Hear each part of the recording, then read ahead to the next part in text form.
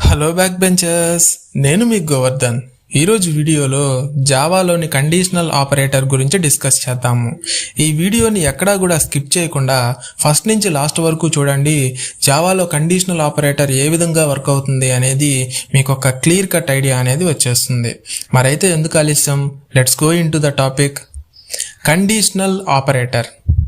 ఈ operator కండిషన్ని base చేసుకొని operation perform చేస్తుంది. కండిషనల్ ఆపరేటర్ని క్వశ్చన్ మార్క్ కొలన్ సింబల్తో డినోట్ చేస్తారు. ఈ కండిషనల్ ఆపరేటర్నే టెరినరీ ఆపరేటర్ అని కూడా అంటారు. ఈ కండిషనల్ ఆపరేటర్లో ఫస్ట్ మనం కండిషన్ని ఎవాల్యూట్ చేస్తాము. ఒకవేళ కండిషన్ ట్రూ అయితే క్వశ్చన్ మార్క్ సింబల్ తరువాతి ఎక్స్ప్రెషన్ ఎవాల్యూట్ అవుతుంది. ఒకవేళ కండిషన్ ఫాల్స్ అయితే కొలన్ సింబల్ తరువాతి ఎక్స్ప్రెషన్ ఎవాల్యూట్ అవుతుంది. ఈ సింటాక్స్ని గమనించండి. ఈ సింటాక్స్లో boolean expression question mark if true return this colon if false return this అని ఉంది. ఈ సింటాక్స్ని ఎగ్జిక్యూషన్ చేస్తే బూలియన్ ఎక్స్ప్రెషన్ కనుక ట్రూ అయితే మొదటి కండిషన్లో ఉన్నటువంటి if true return this condition evaluate అవుతుంది. ఒకవేళ బూలియన్ ఎక్స్ప్రెషన్ కనుక ఫాల్స్ అయితే సెకండ్ కండిషన్లో ఉన్నటువంటి ఇఫ్ ఫాల్స్ రిటర్న్ దిస్ అనేటటువంటి కండిషన్ ఎవాల్యూట్ అవుతుంది. ఉదాహరణకు మరొక ఎగ్జాంపుల్ని చూడండి. ఎక్స్ప్రెషన్ 1 క్వశ్చన్ మార్క్ ఎక్స్ప్రెషన్ 2 కొలన్ ఎక్స్ప్రెషన్ 3 అన్నారు. ఇక్కడ ఎక్స్ప్రెషన్ 1 ట్రూ అయితే ఎక్స్ప్రెషన్ 2 అనేది ఎవాల్యూట్ అవుతుంది. ఎక్స్ప్రెషన్ 1 ఫాల్స్ అయితే ఎక్స్ప్రెషన్ 3 అనేది ఎవాల్యూట్ అవుతుంది. సో ఈ విధంగా కండిషనల్ ఆపరేటర్ అనేది మనకి జావాలో వర్క్ అవుతుంది. మరైతే ప్రాక్టికల్ వేలో దీన్ని ఉపయోగించి జావా ప్రోగ్రామ్ని ఏ విధంగా రాయాలి అనేది ఇప్పుడు ఒక సింపుల్ ఎగ్జాంపుల్ ప్రోగ్రామ్ని రాసి మనం ఏ విధంగా వర్క్ అవుతుంది కండిషనల్ ఆపరేటర్ జావాలో అనేది తెలుసుకుందాం. దీనికోసం నేనేం చేస్తున్నాను అంటే Notepad++ని ఓపెన్ చేశాను. సో ఈ Notepad++లో నేను ఓపెన్ చేసినటువంటి ఫైల్ ఏదైతే ఉందో దీన్ని నేను సేవ్ చేయబోతున్నాను. అది ఎలా సేవ్ చేయబోతున్నాను అంటే డి డ్రైవ్లో మై జావా అనేటటువంటి ఫోల్డర్లో నా జావా ఫైల్స్ అన్నిటినీ కూడా నేను స్టోర్ చేస్తాను అని చెప్పి మీకు ప్రీవియస్ వీడియోలో ఆల్రెడీ చెప్పున్నాను. ఇప్పుడు ఈ ప్రోగ్రామ్ ఫైల్ కూడా నేను అందులోనే సేవ్ చేస్తాను. నా ప్రోగ్రామ్ పేరు నేను ఏమనిస్తున్నాను అంటే కండిషన్ అని ఇస్తున్నాను. కండిషన్ అని ఇస్తున్నాను. ఏ ఎక్స్టెన్షన్ తోటి సేవ్ చేస్తున్నాను అంటే జావా అనేటటువంటి ఎక్స్టెన్షన్ తోటి సేవ్ చేస్తున్నాను. .java ఎక్స్టెన్షన్ తోటి సేవ్ చేస్తున్నాను. ఇప్పుడు ఈ ఫైల్ అనేది ఏ నేమ్ తోటి మనకి సేవ్ అయింది అంటే కండిషన్ అనే నేమ్తో సేవ్ అయింది. ఏ ఎక్స్టెన్షన్ తోటి సేవ్ అయింది అంటే .java ఎక్స్టెన్షన్ తోటి సేవ్ అయింది. నౌ ఇప్పుడు ముందుగా నేనేం చేస్తున్నాను అంటే క్లాస్ని రాస్తున్నాను. క్లాస్ నేమ్ కండిషన్ అని తీసుకున్నాను. బ్రాకెట్స్ని స్టార్ట్ చేశాను, బ్రాకెట్స్ని ఎండ్ చేశాను. బ్రేసెస్ని స్టార్ట్ చేసి బ్రేసెస్ని ఎండ్ చేశాను. ఇప్పుడు ఈ క్లాస్ లోపల నేనేం చేయాలి సెకండ్ స్టెప్లో అంటే మెయిన్ మెథడ్ని రాయాలి. అది ఎలా రాస్తున్నానంటే public static void main. So ఇప్పుడు ఈ మెయిన్ మెథడ్లో నేను కొన్ని ఆర్గ్యుమెంట్స్ని పాస్ చేయాలి కాబట్టి ఈ విధంగా రాస్తున్నాను. స్ట్రింగ్ ఆర్గ్స్ అన్నాను, కొన్ని ఆర్గ్యుమెంట్స్ని పాస్ చేశాను. సో ఇప్పుడు మెయిన్ మెథడ్ని స్టార్ట్ చేశాను, మెయిన్ మెథడ్ని ఎండ్ చేశాను. ఇప్పుడు ఈ మెయిన్ మెథడ్ లోపల నేను కండిషనల్ ఆపరేటర్ని జావాలో ఉపయోగించి ఆపరేషన్ అనేది పర్ఫామ్ చేయబోతున్నాను.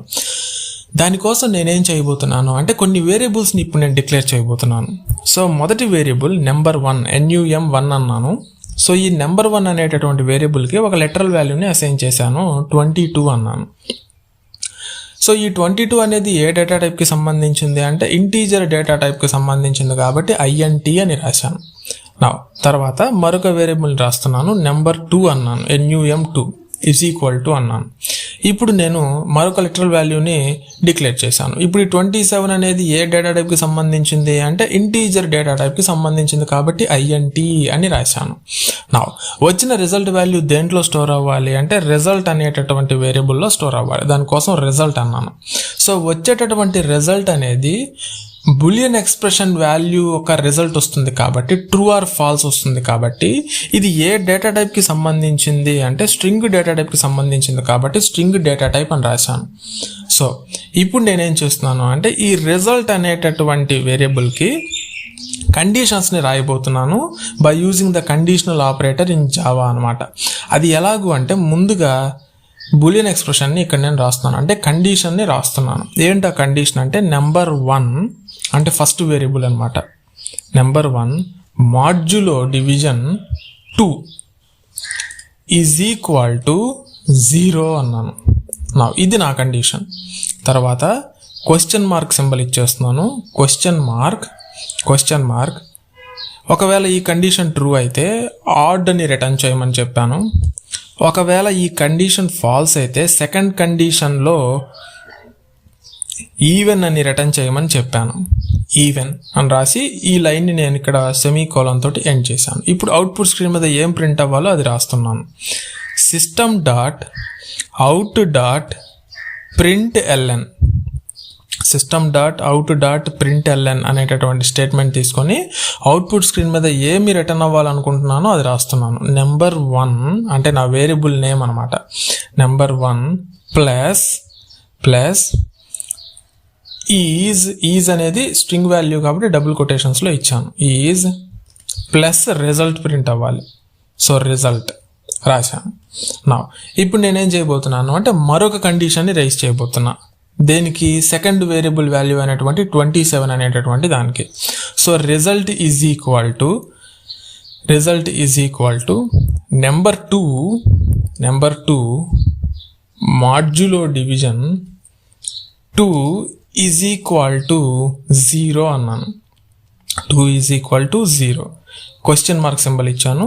సో ఇప్పుడు డబుల్ కొటేషన్స్లో ఏం రాస్తున్నాను అంటే ఒకవేళ కండిషన్ ట్రూ అయితే ఆడ్ అని ప్రింట్ చేయి అని ఫస్ట్ కండిషన్ ఇచ్చాను. ఒకవేళ కండిషన్ ఫాల్స్ అయితే సెకండ్ కండిషన్లో నాకేమని ప్రింట్ అవ్వాలి అంటే ఈవెన్ అని ప్రింట్ అవ్వాలి కాబట్టి ఈవెన్ అని ఇచ్చాను. సో ఇప్పుడు అవుట్పుట్ స్క్రీన్లో ఏమని రాయాలి అంటే సేమ్ ఇందాక పైన రాసిన విధంగానే system dot out dot print LN. So ఈ స్టేట్మెంట్లో ఎలా రాయాలి అంటే number 2 plus is plus result అన్నాను. ఇప్పుడు ఈ ప్రోగ్రామ్ని నేను సేవ్ చేశాను. కంట్రోల్ ఎస్ మీద సేవ్ చేశాను. కంట్రోల్ ఎస్ మీద క్లిక్ చేసి సేవ్ చేశాను.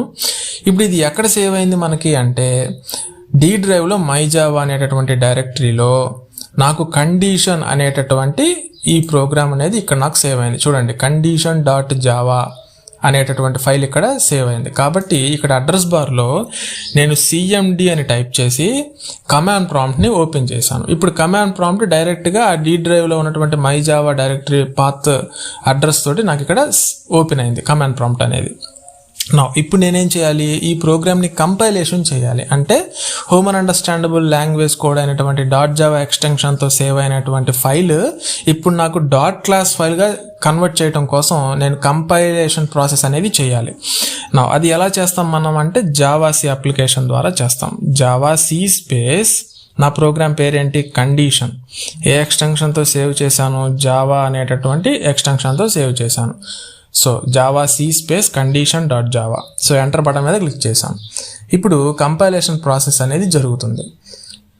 సో ఎర్రర్స్ ఏం లేవు కాబట్టి నాకు నెక్స్ట్ పాత్లో కర్సర్ అనేది డిస్ప్లే అవుతుంది. ఇప్పుడు ఇక్కడ చూడండి, నాకు condition.java అనేటటువంటి ఈ ఫైల్కి condition.class అనేటటువంటి ఒక బైట్ కోడ్ ఫైల్ అనేది జనరేట్ అయింది. ఇప్పుడు నేను ఈ ఫైల్ని రన్ చేయాలి. సో రన్ చేయాలంటే ఎలా చేయాలి అంటే జావా అప్లికేషన్ ద్వారా అది పాసిబుల్ అవుతుంది. జావా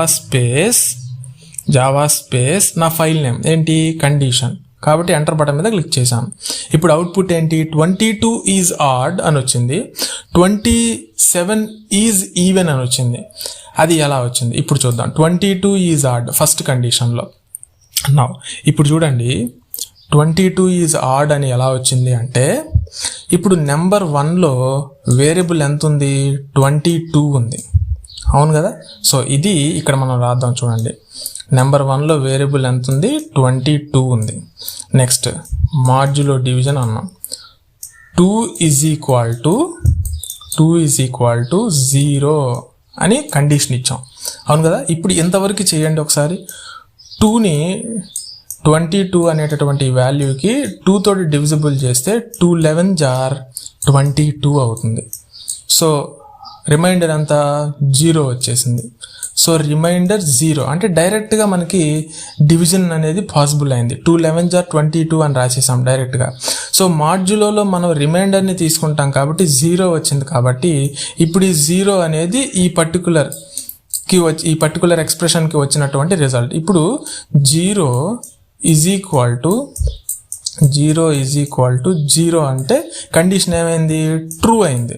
సో 0 అనేది 0 తోటి సమానం, అవును కదా. ఎందుకు, ఈ నెంబర్ 1 మాడ్యులో డివిజిబుల్ బై 2 అంటే ఈ కండిషన్ ఎవాల్యూట్ చేస్తే మనకు వచ్చినటువంటి రిమైండర్ ఎంత, 0 అనేటటువంటి రిమైండర్ వచ్చింది.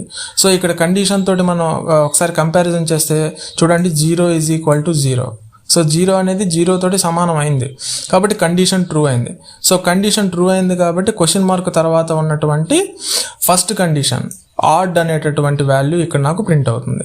అంటే అప్పుడు అవుట్పుట్ ఎలా ప్రింట్ అవుతుంది, 22 ఇక్కడ చూడండి 10th లైన్లో 22. సో నెంబర్ 1లో ఉన్నటువంటి వాల్యూ ఎంత, 22 ఈజ్ ఈ రిజల్ట్ ప్లేస్లో ఫస్ట్ కండిషన్ 22 ఈజ్ ఆడ్ అని ప్రింట్ అవుతుంది. 22 ఈజ్ ఆడ్ అని ప్రింట్ అవుతుంది. నాకు అదే ప్రింట్ అయిందా లేదా ఒకసారి చూద్దాం. సో ఇక్కడ అవుట్పుట్ని ఓపెన్ చేస్తే, కమాండ్ ప్రాంప్ట్ని ఓపెన్ చేస్తే దీంట్లో చూడండి ఫస్ట్ కండిషన్లో 22 ఈజ్ ఆడ్ అని ప్రింట్ అయింది. ఎందుకంటే కండిషన్ ట్రూ అయింది కాబట్టి ఫస్ట్ కండిషన్ ట్రూ అయింది. సో రెండోది గమనించండి, 27 ఈజ్ ఈవెన్ అన్నారు. సో 27 ఈజ్ ఈవెన్ అని ఎలా వచ్చింది, ఒకసారి సెకండ్ కండిషన్ని కూడా మనం మాన్యువల్గా ఎగ్జిక్యూట్ చేద్దాం. సో సెకండ్ కండిషన్, సో ఈ కండిషన్ని ఒకసారి మనం మాన్యువల్గా ఎవాల్యూట్ చేసి చూద్దాం, ఓకేనా. నా నెంబర్ 2లో ఉన్నటువంటి వాల్యూ ఎంత, నెంబర్ 2లో ఉన్న వాల్యూ 27. కాబట్టి 27 డివిజబుల్ అంటే మాడ్యులో డివిజబుల్ ఈక్వల్ టు 0. ఇది కండిషన్, మనకున్నటువంటి కండిషన్, అవును కదా. సో ఇప్పుడు 2 తోటి 27ని ఎవాల్యూట్ చేద్దాం.